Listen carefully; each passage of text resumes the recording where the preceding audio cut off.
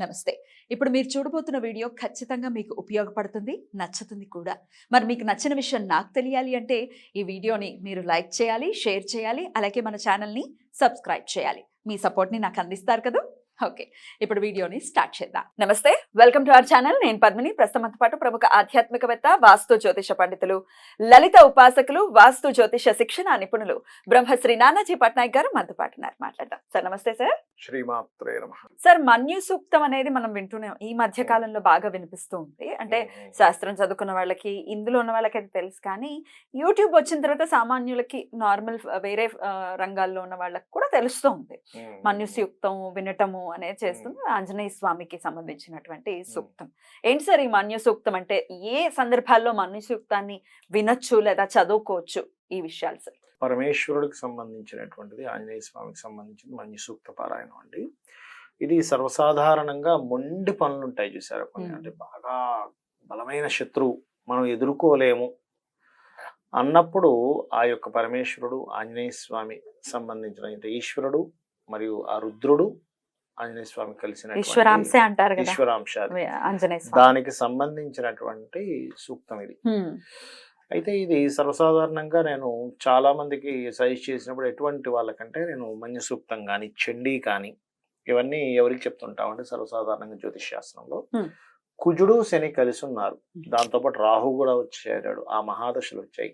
అప్పుడు ఏమవుతుందంటే వీళ్ళకి అసలు వీళ్ళు ఏ శత్రుత్వము పెట్టుకోకూడదు అనుకున్న శత్రువులు వస్తారు వీళ్ళకి. అంటే వీళ్ళకి ఏదో ల్యాండ్ ఉంటుంది, ఎవరో వచ్చి కబ్జా చేస్తారు, లేకపోతే వీళ్ళ మట్టుకు వీళ్ళు ఏదో నడుపుతూ ఉంటే ఎవరో వచ్చి ఎంటర్ అవుతాడు, అకారణంగా అసలు వీళ్ళు ఏమీ చేయకపోయినా ఎంటర్ అయ్యి గొడవ జరుగుతూ ఉంటుంది. వీళ్ళ జన్మజాతకంలో దాని తగ్గట్టుగా కాంబినేషన్ కూడా ఉంటుంది సర్వసాధారణంగా. అప్పుడు దీన్ని మనం తట్టుకోవాలంటే మన్యు సూక్త పారాయణం చేయాలి అని చెప్తూ ఉంటారు. హోమం చేస్తారు, మన్యు సూక్త పారాయణము, హోమము, అర్చన, తర్పణము, అర్చన, మరియు అదేవిధంగా దానము లేదా బ్రాహ్మణ భోజనం చేస్తారు. అయితే ఎలా అయితే దీక్ష తీసుకుంటారో అదే విధంగా దీనికి కూడా నేల మీద నిద్రపోవడము, ఈ రకమైనటువంటి పద్ధతులన్నీ తీసుకొని చేసే పద్ధతి ఉంది. దీన్ని పారాయణం చేయడము బాగా తీవ్రంగా ఉంటే 40 రోజులు చేస్తారు కూడా దీక్షలా తీసుకున్న మన్యు సూక్త పారాయణం. కొన్ని కేసెస్ అయితే మీకు ఈ క్యాన్సర్ లాంటి ఉంటాయి చూసారా, భయంకరమైన జబ్బులు, వాటికి కూడా పనిచేస్తుంది మన్యు సూక్త పారాయణం, పనిచేస్తుంది. కోర్టు కేసులకు విన్నాను సార్. కోర్టు కేసెస్ కి గొడవలు జటిలంగా ఉంది, గొడవలు లేకపోతే కోర్టు కేసు జటిలంగా ఉంది. కోర్టు కేసులు అంటేనే ఏళ్ల తరబడి, అప్పుడు కూడా చేసుకోవచ్చు అనేది విన్నాను. మన్యు సూక్త పారాయణం చేస్తూ హోమంలో, మన్యు సూక్త పారాయణంలో మీరు అన్నట్టుగా కోర్టు కేసెస్ వ్యవహారాలు ఎక్కువగా ఉన్నాయనుకోండి, ఆ హోమంలో పసుపు కొమ్ములతో కూడా హోమం చేస్తారు. గురువారం నాడు చేయాలి.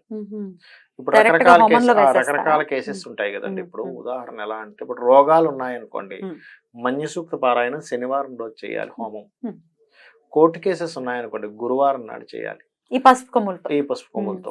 ధన సంబంధించినటువంటి ఇబ్బంది ఉంది, ఫైనాన్షియల్ గా ఎక్కడ ఇరుక్కుపోయే డబ్బులు, ఒక పెద్ద ప్రాజెక్ట్ చేశాము కానీ వాళ్ళు చేయించుకున్న వాళ్ళు చక్కగా చేయించుకున్నారు, తర్వాత ఇవ్వట్లేదు, వాళ్ళది పవర్ చాలా ఎక్కువ. కొన్నిసార్లు ఎలా ఉంటుందంటే వీళ్ళ స్థాయి ఏమో సౌమ్యంగా వెళ్తున్న స్థాయి ఉంటుంది, వాళ్ళు చూస్తేనేమో ఒక రకమైన స్థాయి ఉంటుంది. వాళ్ళ దగ్గరికి వెళ్తే కొన్ని కేసెస్ అయితే నేను చూసాను, పని చేయించుకున్న తర్వాత డబ్బులు ఇమ్మంటే గన్ అక్కడ పెట్టేవాడట. ఏమంటాడు, గమని వచ్చేసేవాడు. హైదరాబాద్లోనే. అయ్యో ఎందుకు లేదండి, నేను మీకు ఇంటీరియర్ డిజైనింగ్ చెప్పాను, అతను చాలా సార్లు డబ్బులు పెద్ద పెద్ద వాళ్ళకి చేసిన తర్వాత అక్కడ గన్ పెట్టిన రోజులు ఉన్నాయి వేరే వాళ్ళు ఇతనికి. ఉన్నారండి, షాకింగ్ సార్. ఉన్నారు, ఆయన ఆబ్వియస్ గా కామ్గా వచ్చేయడం ఇంకేం చేయలేడు ఇంకెక్కడ. అంటే అలాంటి వాళ్ళు ఉన్నారంటే ధర్మము న్యాయం లేకుండా అసలు అయ్యో అవతలవాడు డబ్బులు పెట్టాడు కదా, పని చేశాడు కదా, మనం డబ్బులు ఇవ్వకపోవడం ఏమిటి అంటే, ఇవన్నీ ఏమిటి, ధర్మము తెలియక, ఇది మళ్ళీ ఎక్కడ అనుభవిస్తారో విషయం తెలియక ఇవన్నీ కూడా. ఇది ఎక్కడికి పోదు, తర్వాత వీళ్ళ సంతానానికో మనవాళ్ళకో లేకపోతే వీడికే ఇంకో జన్మెత్తో అది అనుభవిస్తాడు. దానికి 100 రెట్లు అనుభవిస్తాడు. అంటే ఎంత పని చేసినా సరే ఒక స్లేవ్ లాగా పనిచేసే జన్మ వస్తుంది. నిజమండి, జోక్ కాదు. Definitely sir. కాకపోతే ఈ సమస్యను ఎదుర్కొంటున్నవాడు, అంటే పాపం వాడి కష్టాన్ని పెట్టి వాడి డబ్బులు రాలేదు అంటే చాలా బాధ అనిపిస్తుంది.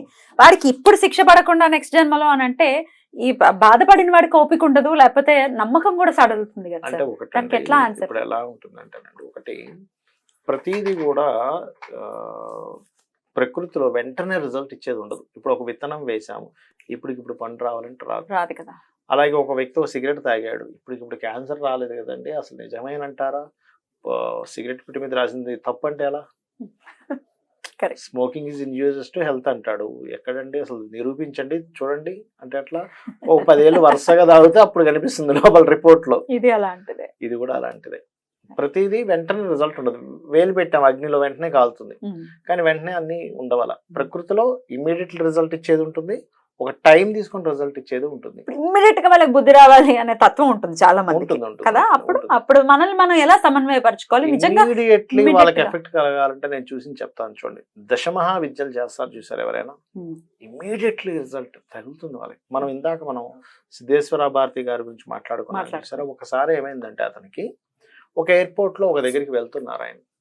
వెళ్తూ ఒక ఫ్లైట్ ఎక్కేది ఉంది, అక్కడ నిలబడి ఉంటే ఒక ఆవిడ ఆఫీసర్ ఒక ఆవిడ వచ్చి ఏదో ఇక్కడ నిలబడకూడదు, మీరు ఇక్కడ నిలబడ్డారు అన్నట్టు ఏదో ఒక హ్యార్షిగా ఒక మాట మాట్లాడింది వాళ్ళ సంబంధించిన ఏదో సంథింగ్ చెకింగ్ లో. శిష్యుడు చెప్పాడు, అమ్మ మీరు అలా మాట్లాడకూడదు, ఆయన మీకు తెలియదు, ఆయన సిద్ధులు అంటే అదేందన్నట్టుగా రెక్లెస్గా వెళ్ళిపోయింది. ఆవిడ ఇలా ఆఫీస్కి వెళ్ళగానే పైన ఉన్నటువంటి ఏదైతే టాప్ ఉంటుంది చూసారా, ఇలా కూలిపోయింది కిందకి. ఆవిడ పరిగెట్టుకొని వచ్చి మళ్ళీ అతని కాళ్ళ మీద పడింది. ఆవిడ నెక్స్ట్ సీన్ అది. అంతే మేడం, సిద్ధ పురుషుల జోలికి వెళ్ళకూడదు. అంటే ఏమిటి, ఎందుకు చెప్తున్నాను ఈ మాట మీకు అంటే, నిత్యము ఏదైనా ఒక శక్తి దేవత ఉపాసన కనుక మనం చేయగలిగితే, శక్తి దేవత ఉపాసన ఖచ్చితంగా ఆ శక్తి దేవత ఇమ్మీడియట్ రిజల్ట్ చూపిస్తుంది. రైట్, మన జోలికి కూడా రాకుండా కూడా చేస్తుంది, ఖచ్చితంగా చేస్తుంది. మీరు రోజు చండీ పారాయణం చేయండి, మణిసూక్త పారాయణం చేయండి. అసలు ఫస్ట్ పవర్ ని ముట్టుకుంటున్నారు, వాటర్ లో చేతులు పెట్టి ఉండకూడదుగా, వాటర్ లో కాలు పెట్టి ఉండకూడదుగా, ఎనర్జీ కన్ఫ్యూజ్ అవుతుంది అక్కడ. అంతే ఏం లేదు. గృహస్థులు అయితే సార్, గృహస్థులు అయితే వాళ్ళ గృహస్థ ధర్మాలు పాటించుకుంటూ చేయొచ్చు, తప్పేం కాదు. బ్రహ్మచర్యం పాటించాలి అలా ఏం లేదు, గృహస్థు ధర్మం గృహస్థుదే, దానికి తప్పు లేదు. చాలా బ్యూటిఫుల్ గా ఎక్స్ప్లెయిన్ చేశారు సార్. డెఫినెట్ గా ఇట్లాంటి విపరీత పరిస్థితుల్లో మనుస్యుక్తాన్ని ఖచ్చితంగా ఆశ్రయం పొంది వారి వారి వారి తీవ్రమైన సమస్యల నుంచి బయటపడడం కోసం ఎందుకో అనిపించింది అసలు మన్యుసూక్తం గురించి మనం మాట్లాడుకోవాలి. చాలా అద్భుతంగా మాకు వివరించారు sir. Thank you so much. నమస్తే. శ్రీమాత్రే నమః.